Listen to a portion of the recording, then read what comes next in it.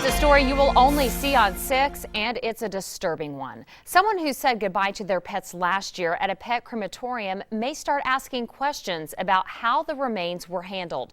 Joe Chiodo has the story. They have no idea what goes on behind closed doors. The doors here to Carson Kennel and Crematory closed back in September. Did you have any idea going back what you were going to see? No, not at all.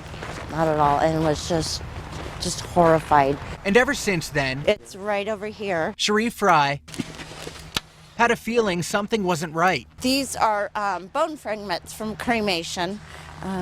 This here is some brain matter, some large bone, probably from a large dog here.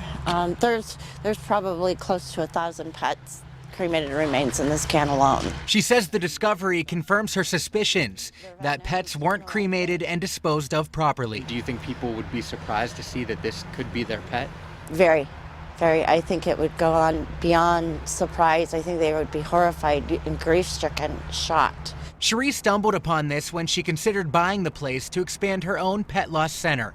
It's called Paws to Angels, where she cremates and buries pets in caskets. When the realtor gave her permission to check this place out, I don't think they're even aware of what's back here. She found all of this, remains even left in the retort where the animals are cremated.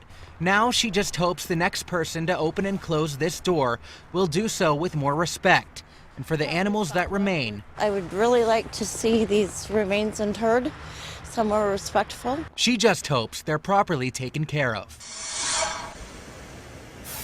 And after Cherie brought us out there, we then informed the Nebraska Humane Society about the conditions that we did see, and what we told them did come as a surprise. Check this out. Mark Langen tells me, quote, that would not be the normal way to dispose of animal remains, so we do find this concerning, and we are going to make sure the proper authorities are notified about the violations. But they do say that back in September they did conduct an inspection following a customer complaint, and there they did find similar problems, including the improper disposal of animal remains, similar to what they found here and what we informed them of today. Clearly, though, after seeing that today, it does appear that the owners did end up doing that again. Reporting live here with photographer Jim Hinchek, Joe Chiodo, WOWT 6 News. We tried to reach the owners, but their number has been disconnected, and we're told they left the state. We will follow up to see what action the city takes. Cherie hopes they will turn the remains over to her.